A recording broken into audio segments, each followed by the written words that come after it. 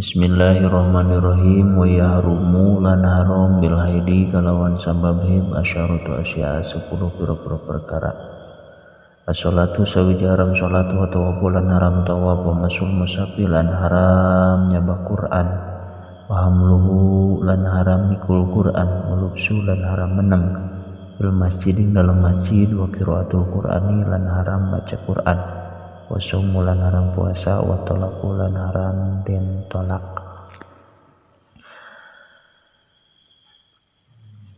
Dina ieu kasempetan masih kene nyarioskeun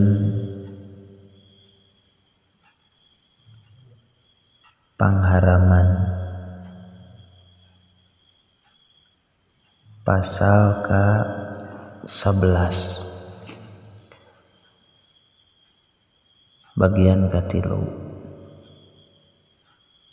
Wa yahrumu bil haidi asyaratu asya'a haram ka istri nuker head migawe 10 perkara di mana awewe kadatangan penyakit nu sabulan sakali head yang ngaranna maka diharamkeun jeung eta si awewe 10 perkara. Mana nu 10 teh nu kahiji as-sholatu haram sholat. Nah eta mah sholat nama rek sholat fardu atau sholat sunat. Karena dawuhan Kangjeng Nabi ka Sayyidati Fatimah binti Jahas bidauhna fa idza aqbalatil haidatu fada'i sholata wa idza adbarat fagtasili wa sholli. Cek Kangjeng Nabi ka Sayyidati Fatimah di mana datang darah haid maka tinggalkan sholat, jeung di mana saat eta haid maka kudu mandi jeung kudu sholat. Riwayat Imam Bukhari jeung Muslim. Malah mah geus ijma ulama kana haramna sholat ka awewe anu keur haid. Jadi nu kahijina haram ka istri nu keur kadatangan haid ngalaksanakeun sholatna rek sholat wajib atawa sholat sunat. Nu kadua wa tawafu haram tawaf. Nya eta ge berlandaskeun hadis Kangjeng Nabi ka Sayyidati Aisyah waktos anjeunna haid di kampung Sarib bade munggah haji. Pakdi mayak di al-hajju ghairu alla tatufi fil baiti hatta tathuri.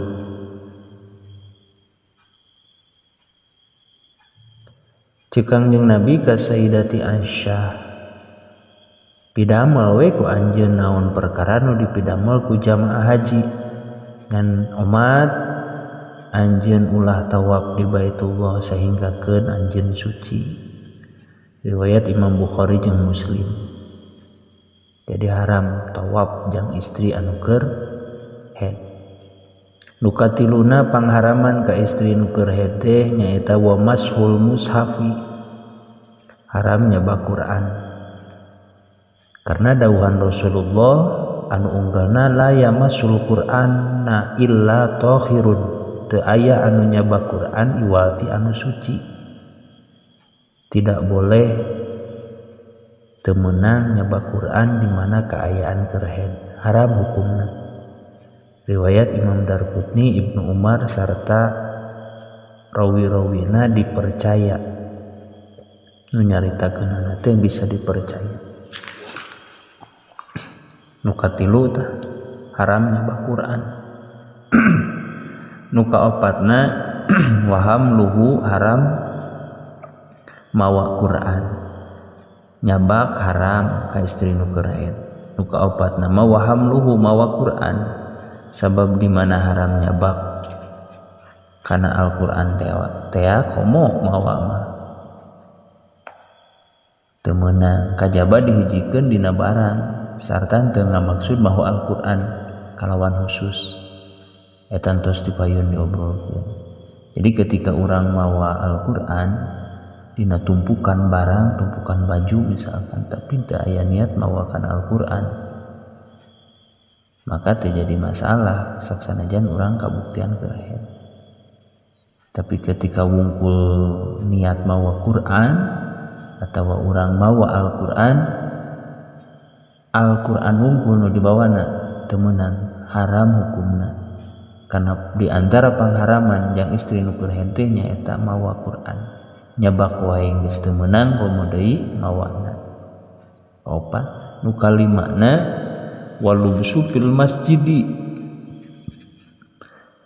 ka istri nu keur head teh haram cicing di masjid. Eta ge dawuhan Kangjeng Rasul, ini la ukhilal masjida li haidin wala li junubin. Sanyana kaula cek Kangjeng Nabi teu ngahalalkeun masjid dipikeun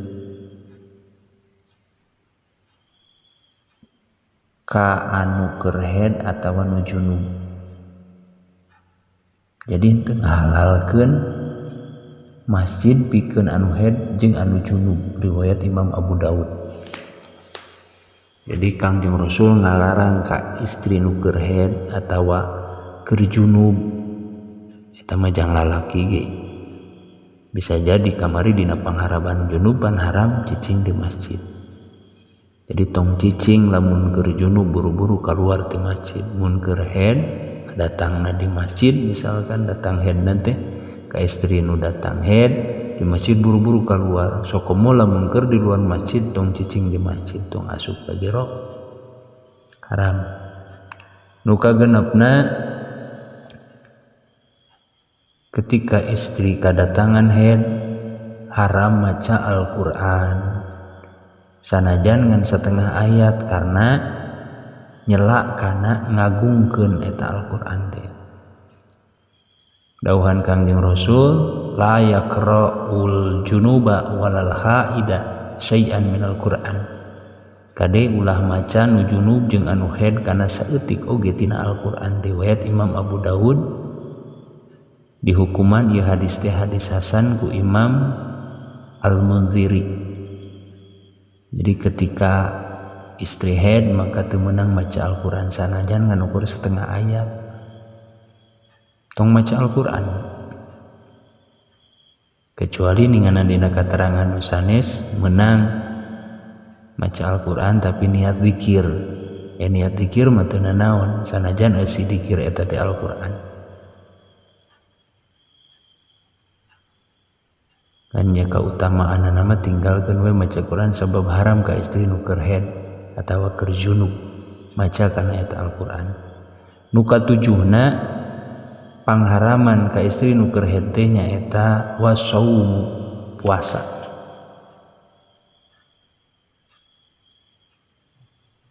Wasaumu katujuhna haram puasa. Nah fardu atawa sunat, rek puasa fardu atawa puasa sunat diharamkeun ka awewe nu keur haid. Karena dawuhan Rasulullah sallallahu alaihi wasallam ka kaum istri, alaisa ida hadot lam tusolli wa lam tasum. Kulna bala qala fadzalika min nuqsanin diniha. Alaisa idza khadat, anapun tatkala anjeun di mana-mana haid wahai istri-istri eta henteu kudu ngalaksanakeun salat. Ulah salat lam tusolli wa lam tasum, ulah salat ulah puasa. Cek eta kaum awewe bala sumuhun ya Rasul. Abdi tara salat tara puasa. Padahal kami nuksonin diniha, cek Kangjeng Nabi, mangka eta tina kurang agamana awewe. Riwayat Al-Bukhari jeung Muslim. Jadi ketika awewe haid teu meunang puasa jeung teu meunang salat. Sumuhun cek jamaahna. Cek Kangjeng Nabi, pangna ulah salat jeung ulah puasa teh karena keur kabuktian kurang agama na awewe dina waktu keur haid jeung dina waktu keur haid.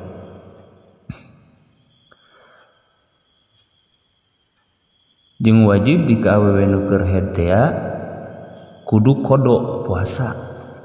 Di mana ninggalkeun puasa ke puasa fardu ya, puasa Ramadan lamun ditinggalkan beres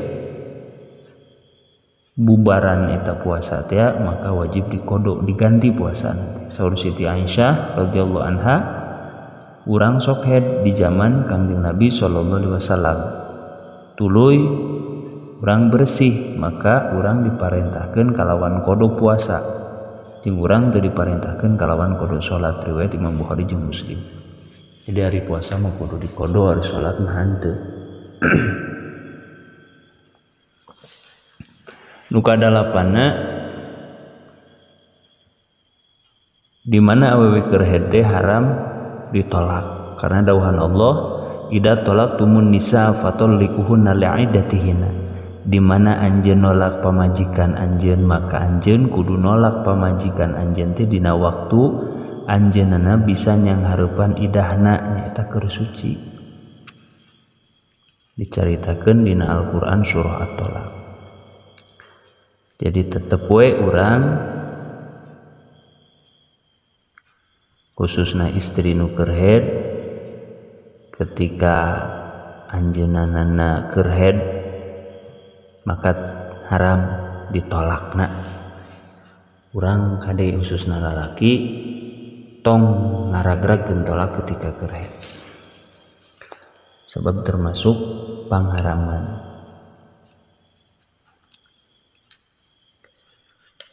Kadalapan eta. Wal mururu fil masjidi lan ngaliwat ing dalam masjid in khofat lamun wedi talwisahu ing mulat malete masjid.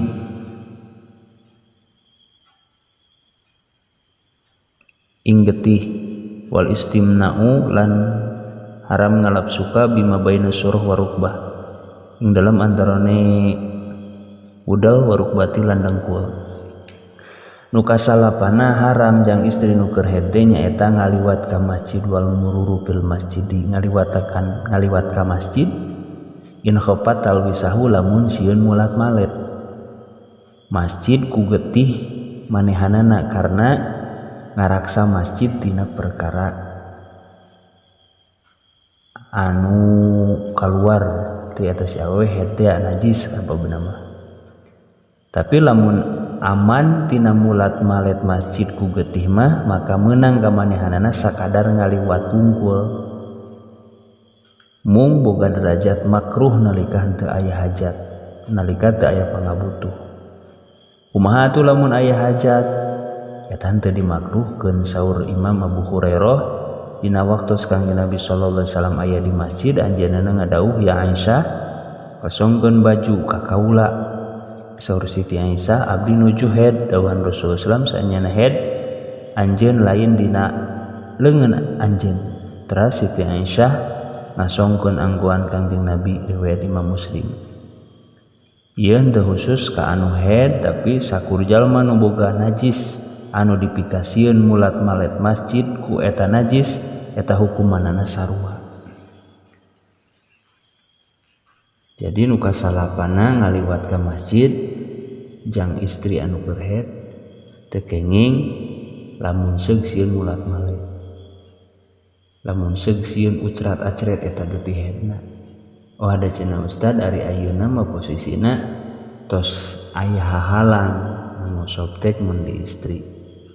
Moal mulat malet mah tah lamun kitu posisina mah teu sieun urat aret eta najisna teh maka hukumna teh makruh lamun teu aya hajat, lamun teu aya pangabutuh. Kumaha lamun aya hajat? Kayaning misalkan urang di masjid teh posisi aya kokotor ku urang dicokot dibuang eta kokotorna maka eta mah teu asup kana makruh gitu. Menang-menang wae seperti dicontohkeun ka Kangjeng Rasul miwarang ka Sayyidati Aisyah, miwarang pangasongkeun acukna sedengkeun ceuk Sayyidati Aisyah kami keur haid kenae keur haid oge daleungeun anjeun mah teu haid gitu. Eta teh termasuk kana urusan anu sanes. lamun sakira-kira urang mamawa najis sanaos teu hedoge lebet ka masjid ai kira-kira matak motoran masjid mah teu kenging lebet ka masjid haram hukum. Nu kasapuluhna haram ka istri nu keur hede nyaeta jima, ngalap suka kalawan perkara antara bujal jeung tuur karena dawuhan Allah wa yas'alunaka 'anil mahid qul huwa adam fa'tazilun nisa fil mahid wa la taqrabuhunna hatta yadkhurna fa idza tatahharna fa'tuhunna min haitsu amarakumullah. Jalma-jalma nanyakeun ka anjeun tina perihal haid caritakeun yen haid teh eta kokotor kusabab kitu anjeun kudu ngajauhan diri ti kaum awewe dina waktos keur haid jeung anjeun ulah ngadeuketan maranehanana samemeh maranehanana suci atawa samemeh maranehanana adus wajib mandi wajib di mana maranehanana geus bersih mah pek teuing ku maraneh ayeuna campuri deui eta pamajikan maraneh teh dina tempat anu geus diparentahkeun ku Allah ka maraneh. Al-Baqarah ayat 222. Malah Kangjeng Nabi ngadawuh dina tafsiran ieu ayat isna'u kulla shay'in illa nikah, lakonan ku anjeun sagala perkara iwal ti jima, riwayat Muslim. Ari haram ngalap suka kalawan perkara antara bujal jeung tuur teh diterangkeun dina hadis Hiram bin Hakim ti Abdullah bin Su'ad al-Ansari anjeunna naroskeun ka Rasulullah sallallahu alaihi wasallam naon anu halal ka abdi ti bojo abdi nalika keur haid. Dawuhan Rasul ma fauqal izar, perkara anu aya di luhur samping, riwayat Imam Abu Daud jeung liana. Haram sote lamun urang tanpa aya aling-aling. Ari aya aling-aling mah kening misalkan nyaba kata napi naon gitunya ka istri teu naon. Mafhumanana ieu hadis dihususkeun umumna hadis Muslim anu tadi. Jadi anu aya di hanapeun samping mah eta haram. Geus ijma ulama sepakat kabehanana yen nipas eta sarua jeung haid dina anu halal atawa anu haram. Jadi simpulna ketika istri keur haid haram dialap suka, harap dicampuran ku urang. Teu meunang haram hukumna urang ngagaul istri keur kaayaan haid. Aing geus saat mah tina haidna prek teh teuing, lanjut deui we. Jadi kitu tah kesimpulanana haram ka istri nu keur haid teh 10 perkara. Nu kahiji haram salat, nu kadua haram tawaf, nu katilu haram nyoba Quran, nu kaopatna haram mawa Quran, nu kalimana haram cicing di masjid, nu kagenepna haram maca Quran, nu katujuhna haram puasa, nu kadalapan haram ditolak, nu kasalapan haram ngaliwat ka masjid lamun sieun urat aret getihna. Lamun teu sieun mah asupna kana derajat makruh. Kitu sote mun teu aya pangabutuh, ari aya pangabutuh mah teu. Nu kasapuluhna haram jima, haram dialap suka. Wallahu a'lam bishawab.